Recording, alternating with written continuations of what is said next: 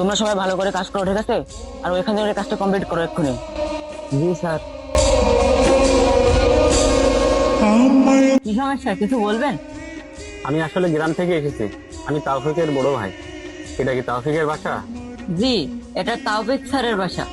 একটু অপেক্ষা করেন, আমি ডেকে দিচ্ছি স্যারের। বাবা, ছোট ভাই দেখি রাস্তা তৈরি করেছে।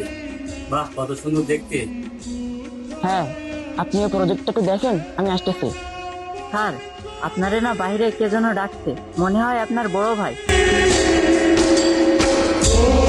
আপনি ভিতরে আসেন। ছোট ভাই, আমি একটা বড় বিপদে পড়ে তোমার এখানে চলে আইছি।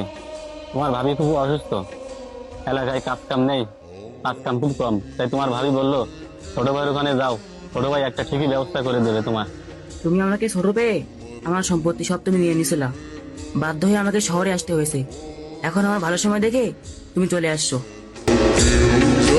কে উনি? ওনাকে তো আমি চিনতে পারলাম না। আর তাছাড়া আমার জানা মতে আমার কোনো বড় ভাই নেই, ওনাকে আসতে বলেন।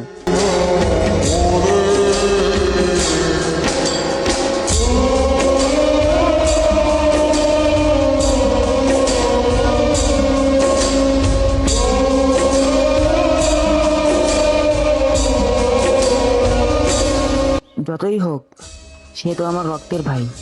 সে না হয় আমার সম্পত্তি মেরে দিচ্ছে। ওর এখন খারাপ সময়, ওকে আমার বাসায় নিয়ে যাও।